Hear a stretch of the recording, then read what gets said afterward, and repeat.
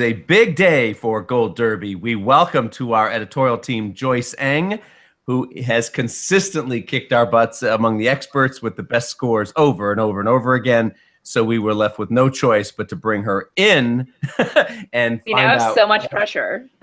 I know. Well, we're gonna come out swinging at our first slugfest with you, Joyce, with your Golden Globe predictions. So we're all gonna pile on. Okay. And we're going to doubt you, and I realize that you're not used to or accustomed to people doubting you, nor should you be. But let's start with I doubt myself, so it's okay. Okay. So you and I agree that The Post will win Best Drama Picture at the Globes. But, boy, I'm really worried about Shape of Water and Three Billboards. Where do you stand on that?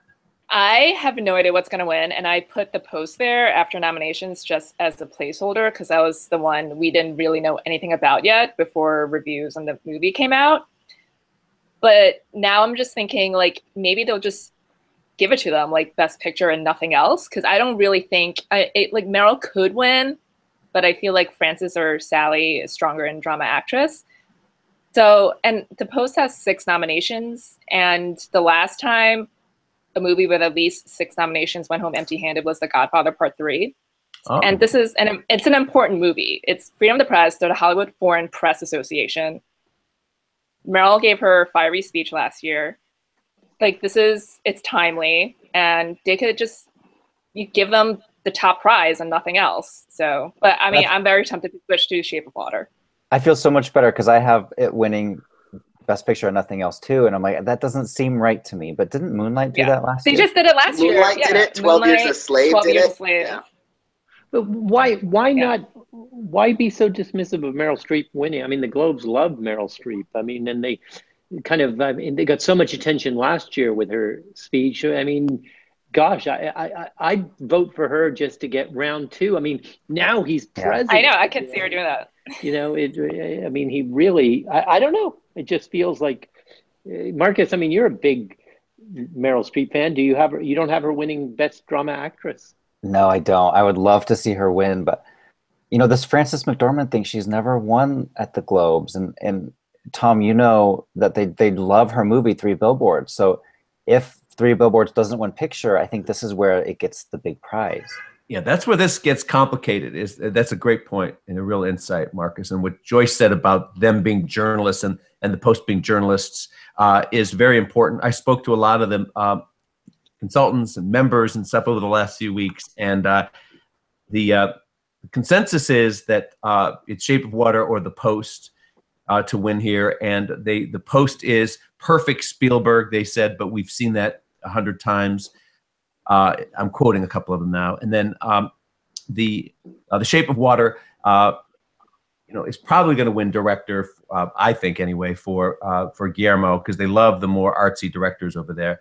But as you pointed out, Marcus, Three Billboards overperformed for the nominations across the board. Even Martin McDonagh got in, and we know they love that movie. So this is an open race, and I'm going to play it conservative by saying The Post, Guillermo, and Three Billboards for Frances McDormand. But it doesn't make sense to say, oh, Shape of Water will win Best Picture and it's going to win Best Director, but the luminous performance at the heart of it, you know, Sally Hawkins, will not win. So it's that doesn't make sense, and I've got to square that with my predictions where I stand now. But I'm more than willing to make a million changes before Sunday. Well, Joyce, you have Ridley Scott in 5th place for director. I mean, do you know? I mean, the fact that the film was wet when he showed it to them because of the recutting with Christopher Plummer. Could you not? You just obviously can't see a scenario where they kind of go, you know, there's less than 100 of them. That all you need to do is wow 20 or so of them with your achievement. If you sort of split the rest of the votes fairly equally, you can't. I just feel like the other 4 are stronger, and I feel like if they're going to give all the money in the world anything, it will be Christopher Plummer. Chris, pipe in and here. Like that. Last year was very unusual for them. They did La La Land with 7 awards, the most they've ever given a movie, and normally they do like to spread the wealth. They like to make sure that this movie and this film company is represented with some kind of an award over the course of the evening. So I think they'll get back to their normal ways. That was unusual for them, meaning even more so this year. I think they're going to spread the wealth. I'm not changing anything unless somebody convinces me. I'm the rest of this week because I changed last night. 3 Billboards winning picture. I'm going off of what Tom said. I'm using your own words, Tom. Going into nominations, you told me that that was the movie they loved the most. And I don't know what's changed in the past couple of weeks that they don't love that movie the most still. And it's one of three movies here have directing and writing, which is usually a telling sign in terms of nominations. The Post and Shape of Water also. I think they're going to spread that out a little bit. I think Shape of Water is going to win score and directing, and I think The Post walks away with nothing. So I'm curious, like Tom and I were talking about this earlier, Daniel. We were surprised in a way just how accurate the Globes was in terms of previewing the Oscars, sometimes getting, and of course, doubling up in the lead acting categories doubles their chances. But do you think, like last year, like what Chris mentioned with that sweep by La La Land, was that in anticipation of the expectation that it was going to do the same at the Oscars, so they want to be seen to having previewed that? Or was it genuinely affection for that film at the cost of so many others? And so to that end, this year we keep talking about this wide open Oscar race. I mean, will they want to be seen to be anointing one film? I think last year it had to be genuine. Because given how strategic they usually are, they like to cover their bases. They wouldn't have given La La Land 7 unless they meant it. Like they gave it screenplay. Like there was. I know. They just the worst win. They could have given that to. They could have used that to hedge their bets and say, okay, Manchester by the Sea or Moonlight or something else that could be a big Oscar player. But they went all in on La La Land. I think that was pure affection. This year, because it's so divided between what they like, and what could be big contenders at the Oscars, I think they're going to be inclined to split. I've got The Post winning picture. I've got it also winning actress at the moment for Meryl. Oh. I think they've just paired up that way. But then I do have Shape of Water winning directing. And right now I've got Lady Bird winning screenplay, but I might switch that to 3 Billboards if they want to cover their bases there, because Lady Bird's very likely, not necessarily a lock, but very likely to win film and actress on the comedy side. So it'll sort of be covered there. So I do think they're going to, I agree with Chris, I think they'll spread the wealth this year because the Oscars are so divided, it seems, and because just the Hollywood Foreign Press might be divided this year. Hey, so Joyce, you have the same thing, Lady Bird and Saoirse Ronan winning. I'm curious though, I mean, I write about all these critics awards and how Get Out just keeps winning, and just won with Oklahoma, won in North Carolina. It's winning all over the place, Best Picture. And the Globes weren't overly fond of it. I mean, they didn't nominate Jordan Peele for directing or writing. I mean, can you see a scenario where Get Out though wins Best Comedy Musical? I can totally see them, because they got so much backlash for snubbing him in directing and writing, that if they just want to avoid that they could just give Get Out Comedy Musical Picture. And there's the whole brouhaha over, is it really a comedy and stuff, like that's never deterred them. Like they give it to The Martian, So they could just cover their bases there and still give Lady Bird, an acting prize or a screenplay prize.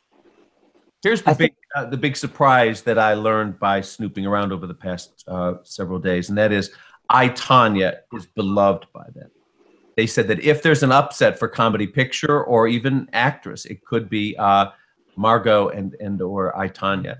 And this is where we have to listen to these consultants and voters and stuff on the inside. Like, yes, Chris, 3 Billboards was what I was hearing before the nominations, and it certainly proved true. It boomed and got and overperformed.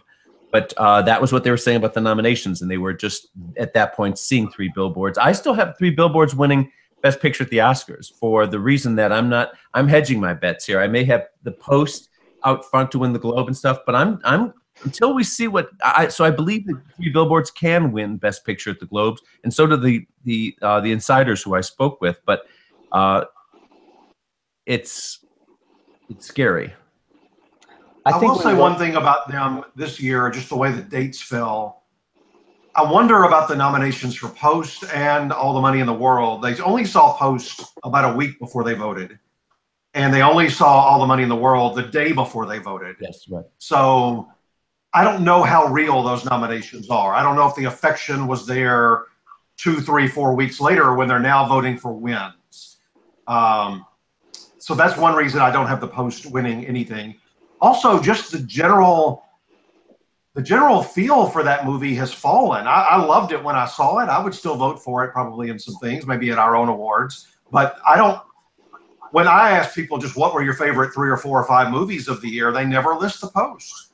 It's just like they. Well, you haven't asked, if I remind them of it, they go, "Oh yeah, The Post." They forget about it for some reason. But isn't it something? What you said when they dismissed it as, oh yeah, it's Spielberg at his best, but that's what we expect of him. Like the fact that it's these talents, Spielberg, Hanks, Streep, at the top of their game, and it's sort of like, well, yeah, but of course it's good because it's them, and so the bar is set so high for them that they they can't meet it. So Joyce, we were talking about All the Money in the World and Christopher Plummer, and yet you've got him in 3rd for supporting actor. Yeah, this is where I'm taking you to task on this category, Joyce. I think you're off base. You've got Willem Dafoe. Go, defend that. I don't feel good about that at all. I can't defend it. I mean, that's just the critical consensus, and I'm probably going to move him out by Sunday, but I just have him as a placeholder now. Like I could totally just see them giving it to Plummer. Like that's such a Globes move to do. Mm-hmm. But I could also totally see like Sam Rockwell winning. I feel like I agree, like they're going to spread the wealth this year, and there's so many different scenarios where like how they could pair up wins or just give one. Like they might give drama actress to Sally, so they could give Sam Rockwell supporting actor, Right, and that's like the flashier performance. So I could see him like winning over Dafoe. But isn't there a stealth campaign, Tom? Somebody's got in that category. There's a kind of a stealth campaign. Go ahead, Marcus. You were going to say. A few years ago, you said that the Globe voters really didn't love Kevin Spacey. They had issues with Kevin Spacey. So, wouldn't giving Christopher Plummer the award be an extra, dig at Kevin Spacey if they really don't like him? Oh, I know. What Marcus is referring to is there was an incident, or his attitude, let's say, or Spacey didn't give them a press conference, or his attitude at the press conference was bad. Whatever it was, we had just heard about it the morning of the Globes. And when I had reported on it in a chat room, all hell broke loose with the studio and everybody. And I stupidly let that – nobody denied that it was true, but it was the case of he ended up winning despite that fact. So we have to be careful here. What Paul's referring to is the stealth candidate here is Armie Hammer. Now, remember last year where Aaron Taylor Johnson ended up winning for Nocturnal Animals, that category for supporting actor, and it was like, whoa, what was that all about? Well, when I asked the members afterwards, they said, oh, well, he's with us at all the events. He's so charming. He has a British accent in real life. And he really showed some range of convincing us of his Yankee accent up on screen. And when I asked them, who's the equivalent this year who could pull that same thing off simply because they love him so much? And the answer is Armie Hammer. Armie was at their installation of Officers Lunch recently. He is been at their events consistently. And they know he's straight in real life, plays gay on screen. Again, the kind of scope of and the range of the performance. And so I heard all of these defenses in the last few days for Armie Hammer, which tells me that he's very viable there. I've got Sam Rockwell. I've got him winning. What's that? I've got Armie Hammer winning. I had him since the day they announced. Okay, so why? Tell us your reason. All the things you just said. He is so charming. Sam Rockwell's been working it too. He's really done everything asked of him and beyond. Willem Dafoe's been off shooting a movie. Not that he doesn't want this, and not that he doesn't. Even with our interview with him, they asked if they could do it way back in October because he was going to be gone. So he wants it, but he's just not been around. Christopher Plummer is Mr. Charming. I mean, I could see. This is the hardest category to me of all the Globe categories because I don't think Richard Jenkins could win, but you can make a case for the other 4 very legitimately. But I just look at Armie Hammer, and I often do that, which one of these does not belong thing in terms of Christopher Plummer's older. Willem Dafoe's not that old, but he's older. Sam Rockwell's close to 50. Armie Hammer's this young. I think that's the guy they want to see on stage. Sometimes I think they vote that way. Maybe so. Who do we want to see on stage accepting our award? Maybe so. Everyone said that they're going to probably spread the wealth in drama, but for comedy, I have a sweep. I have Lady Bird winning everything, including screenplay. I think that's where Greta Gerwig gets her award because they snubbed her. Stupidly, they snubbed her for director. I could see that happening, but then all of a sudden, you know, in this need they have to spread the wealth that we've been talking about, you could see all of a sudden Allison Janney getting, you know, if they've gone too far with Lady Bird, let's say on their ballot, and they go, oh well, you know, we'll give Tanya that win over Laurie Metcalf. It's these supporting categories where the surprises happen, and Allison has never McDormand. She's never won a Globe. She has more losses than Laurie, so. Laurie's not been campaigning at all. Alice has been working it. Yeah, she has.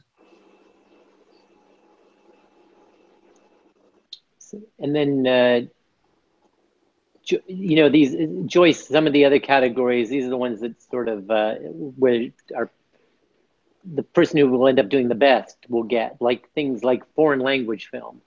So you're betting against Angelina Jolie at the Globes. You're a brave, brave woman. Why?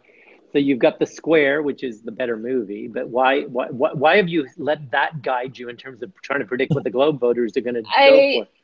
I feel like if they had not, like I predicted her getting in for Unbroken and they just snubbed her across the board.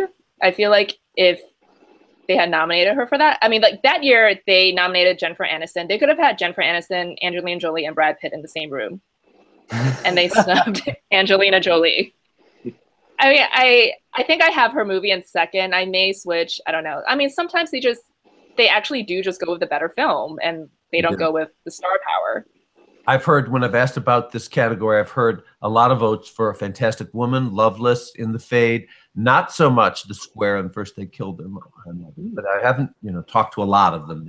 They're not allowed to share their votes with us, and they don't. I just kind of, when you talk to them, as we all do when we run into the parties, it's kind of trying to feel them out, at least what they like and don't like. So that's wide open. But there is another difference I have in your predictions, Joyce, and that is, you've got Remember Me winning song for Coco. I think it's going to be This Is Me. I think that's where they go with The Greatest Showman. I want to switch that.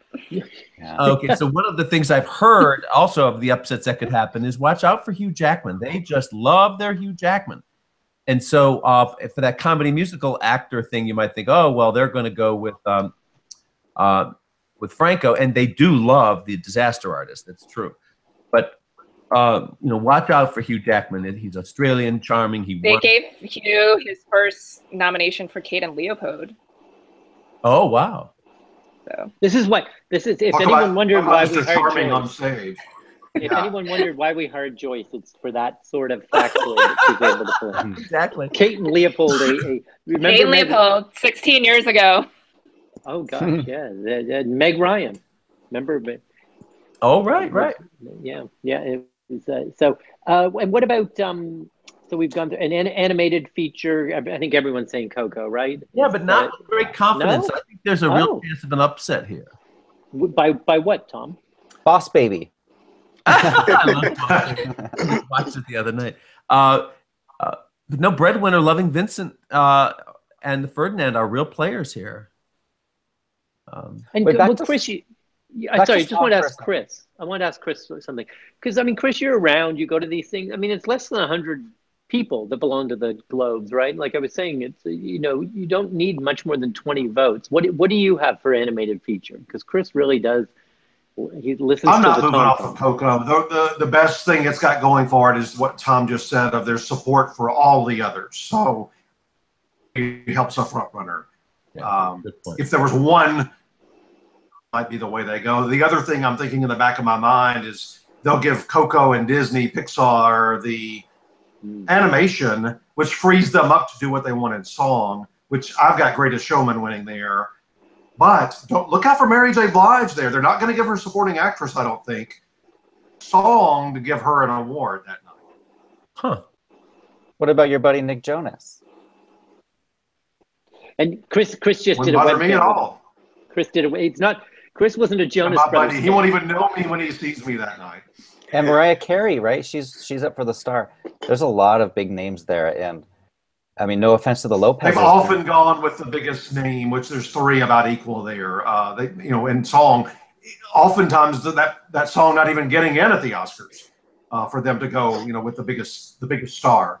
I've got this is me winning, but I think I'm starting to convince myself about Mary J. Blige.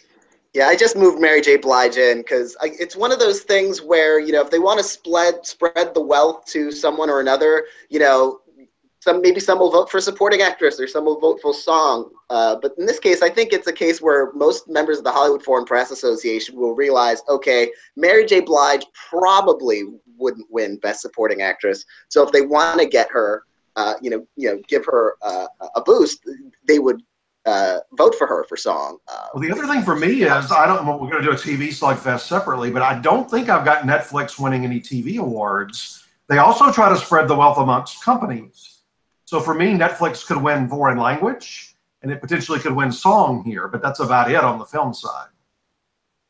No, I could definitely see. Look, they gave an acting award to Madonna for Evita. Correct. And who did she beat, Joyce? Who did she beat? Frances McDormand. Oh, that's right. She beat Frances. There you go. Ha! We're on to something here. So we should. Do we have anything more to chide Joyce for, Tom, on the film side before we do another one of these on TV? There was a final thought. I've now gone blank. Oh, let's talk about screenplay. I've got 3 billboards here too. I think it's my default setting from the intel I got during the nominations. I'm not so sure that it's. I think Francis wins. I think Sam isn't. I think he's my current prediction. I don't even remember now. And I do have 3 billboards winning screenplay. That's the one thing I might change. Shape of Water there's so much love for Shape of Water. It has the most nominations.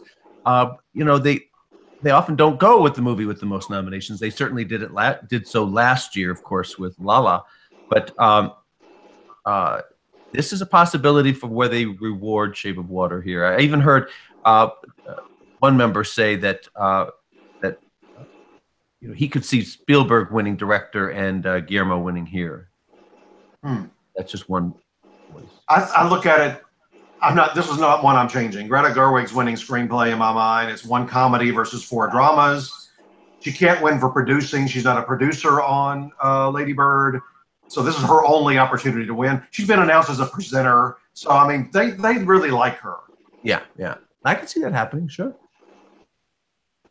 Female empowerment. She's the only woman in this kind of. Well, there's a couple. I guess the Post has a man and a woman. It just feels right to me that she's good. Yeah. Okay. It just feels right to me she's going to win screenplay. Yeah. Okay. That said, we don't know what the hell we're talking about. No, exactly. We've been. Joyce, you really are part of the family now. This is like the most uneasy I've felt in years. And like the glooms always make me uneasy anyway, but since it's so up in the air, I have no idea. So everyone keep checking Joyce's predictions right up until the Globes go live at 8 o'clock. I do change a lot of things last minute. Okay. All right. Well, thanks, everybody.